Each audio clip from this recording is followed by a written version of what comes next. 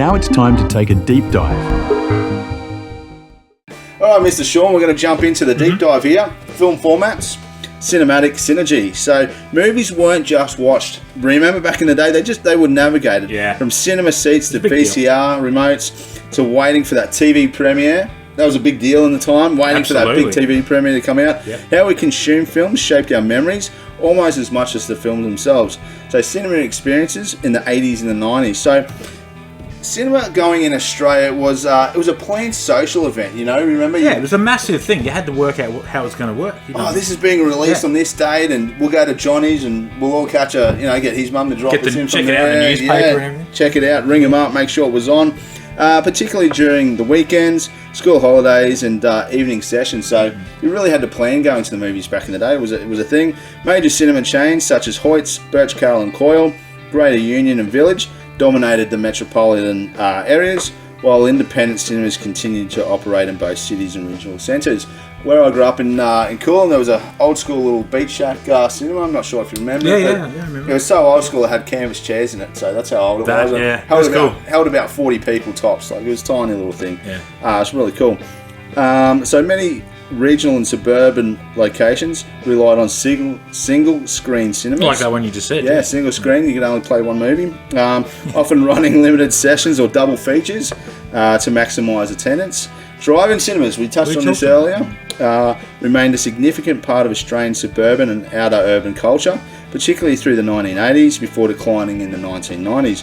Families commonly attended together, bringing blankets, pillows, food, with children often falling asleep under later screenings.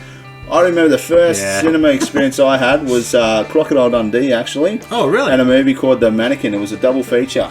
Really? Had the chick from it was about those women, Sarah Jessica Parker.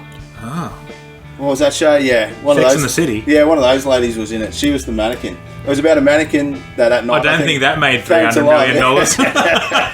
She came to life or something like that at night. Shit. It was terrible. Yeah, right. Dreadful. Don't know anything about it. First cinema experience. No idea. For teenagers, cinemas frequently hosted late night screenings, double features, and movie marathons. Remember those movie marathons? I do indeed. We'll talk about that. Particularly for horror, action, or franchise films, making cinema as a popular social destination.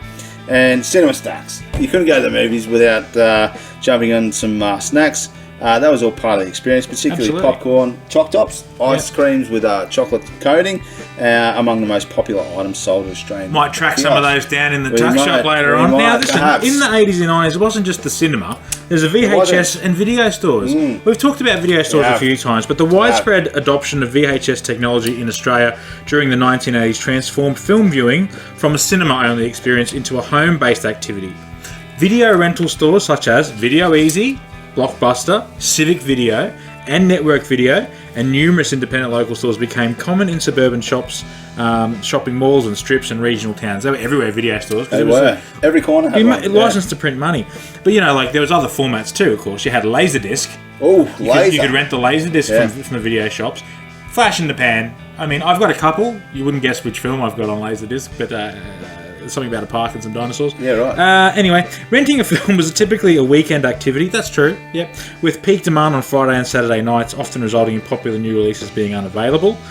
Films were usually rented for overnight or two-night periods with late fees strongly enforced. Strongly. Making rewinding tapes before return an unexpected responsibility. Be kind and rewind. We say it every week on Rewind, every month rather. VHS tapes degraded over time, leading to common issues such as tracking problems, distorted sound and worn or damaged cases. If you watched it enough, you'd fuck up your tape. Film cover artwork and physical box designs played a major role in customer choice. Like, realistically, you would look at the cover and decide if you were going to rent a video. You're like, that looks interesting. That looks like a good, Yeah, you turn it over and read the blurb like a book, and you would see, oh, well, this looks interesting, I'm going to do it. And a lot of the time, it really was the eye-catching art they would do it. Most VHS releases were presented in pan and scan format, meaning widescreen films were cropped to fit a 4:3 television screen. So basically a square, or close to a square. Video stores often became informal community hubs, especially for teenagers who used them as meeting places before selecting films for sleepovers and movie nights. Dead right. And then what we saw was in the 2000 was the death of the videotape, the VHS, right? Along come DVD, was the digital versatile disc, was introduced in the Australian market in the late 1990s and became the dominant home video format. So essentially, everything that was on a tape became obsolete overnight, essentially, right? Yeah. You know, the DVD offered significantly improved picture and sound quality compared to VHS, including support for widescreen presentation and surround sound formats. Unlike the VHS, which you just mentioned, DVDs didn't degrade with repeated use and did not require rewinding, contributing to the rapid adoption. So that was a big thing. Remember your favourite tape, if you know, after so many plays, like it started just losing integrity essentially. Yep. DVDs introduced special features, remember those, such as deleted scenes, director commentaries, behind the scenes. I kind of missed that. Yeah. I kind of missed that. You watch something on a streaming, you don't have all that stuff really. Yeah, the interactive menus, changing how the audiences engage with films. Retail sales of DVDs increased substantially, shifting consumer behaviour from renting films to owning personal collections, because early in the day, tapes used to be quite expensive to purchase. My grandfather back in the day was a salesman actually. He used to travel around selling videos to video stores. But they were expensive. And that's why in your household you only had sort of a couple of videos. You didn't have too many. And so kids grew up with maybe 5 to 10 tapes. Yep. And it really shaped their personality, because they were the movies that you watched repeatedly. And you watched them 20 times. That's just what you did. Yeah.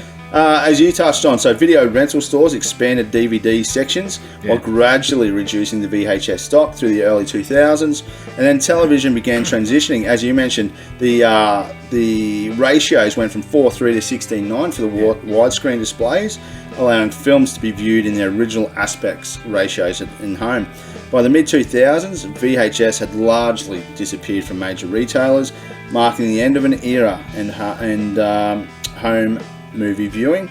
And finally, as home viewing technology improved and physical media became more accessible, films increasingly moved beyond cinemas and rental stores, becoming shared national experiences through the free-to-air television broadcast. So that was the rise of, obviously, you know, the first sort of Foxtels and whatnot in the early 2000s. It was, and when you'd have a movie, like a new release would come out on VHS, because, you know, you would get the film in the cinema, often delayed, quite delayed, because they'd often be from the States, and we'd get them, you know, they say they came out in January in the summer holidays, well, it's summer holidays, come out in January, Christmas time, we wouldn't get it till mid-year the following year.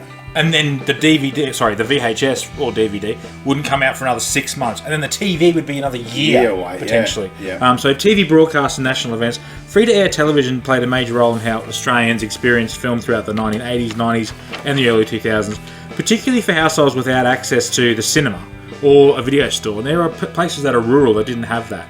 Major television networks often promoted film broadcasts as special events. They were very hyped up. They were, advertising them heavily in leading up to the screening. You know, the ads would run for, you know, the Friday night movie premiere, and they would run through every show.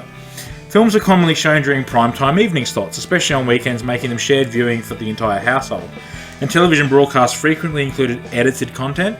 So sometimes you would watch a movie that you've probably already seen, maybe on VHS and or in the cinema, and you would watch it and think, where was that cool scene where the guy got his face ripped off? What happened to that? Well, it turned up on Channel 7 and you missed all that bit because we took it out. Sorry. It was also because of advertising. You had ads all through them. You remember taping them off the TV, and you'd have to put your VHS tape in your VCR, record it, and you'd have to push pause. I don't want to get the ads about the bottle shop and you know, Ribbits Pizza. Ribbits Pizza.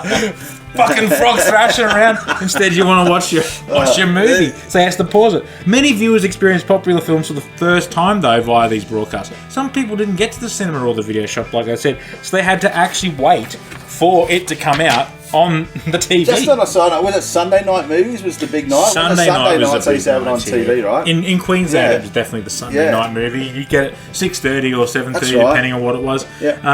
They often became national talking points. Like, it was a big deal when Jurassic Park came out and when Forrest Gump came out. You know, like Toy Story was another one. I remember it was a big deal when it was broadcast finally on free-to-air television. The repetition of popular films in annual program schedules then contributed to long-term nostalgia. So you'd also get, every Christmas it's National Lampoon's Christmas Vacation, or Home Alone, or anything to do with Scrooge, like the Muppets Christmas Carol or whatever. You get it would be an annual event. So. And just on that, there would be those movies that played every year. Like, remember Flight of the Navigator? That was on every 12 months, every 6 months. It seemed like there was just these awesome movies on repeat all the time. Yeah, it was great. You'd watch them every 6 or 12 months.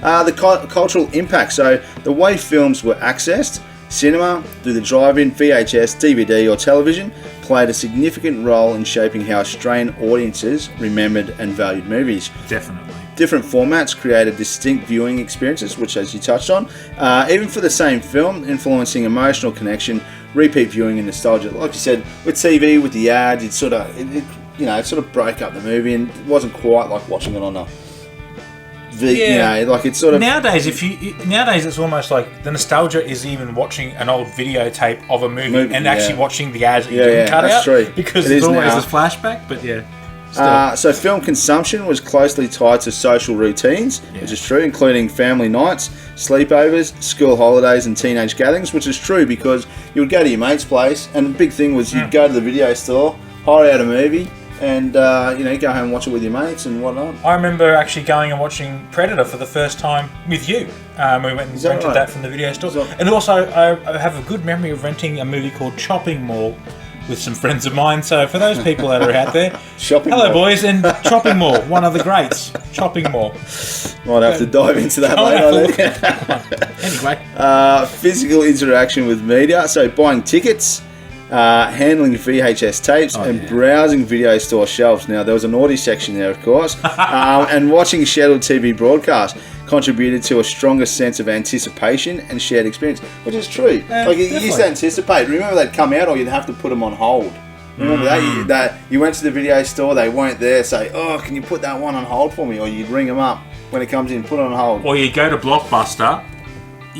You wanted to get the new release, and they had the wall of new releases, but if they didn't have the blank case behind the normal case, you're cooked. You couldn't get it. You're fucked. You had to wait. But it was also Video Easy, on the other hand. You had the get it first time or get it free. That's right. So you would have like a Video Easy movie guarantee, and you could go in and you'd hopefully get the new release films. But there was an anticipation. It was. It was a build up. It was a big thing. Oh shit! And they used to have their magazine. Like they all had like their own publication. That's right. So you would go and pick up a free mag rag, and you'd look at it, and it'd be like, oh, fucking this one's coming out, and this one's coming out, and then you'd be like waiting for that day to come. Mark that one on the calendar. Absolutely. Yeah. And like I said before, we're talking about delays. Like there's always been delays in Australia.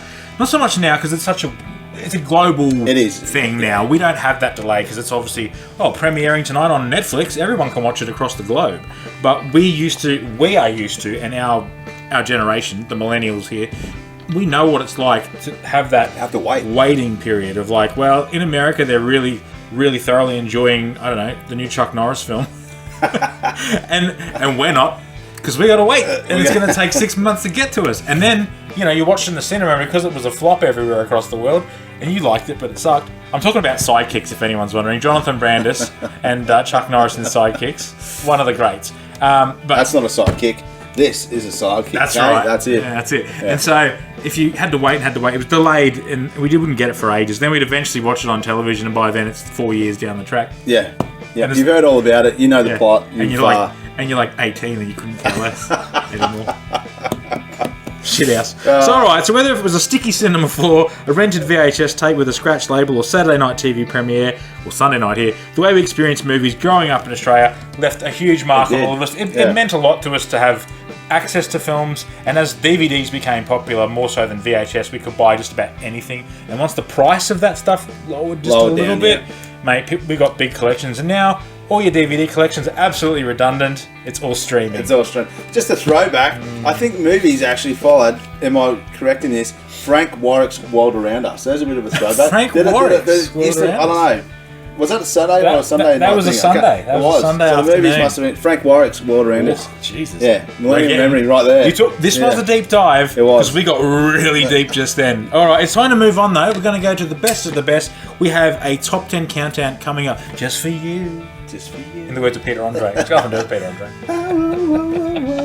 Andre.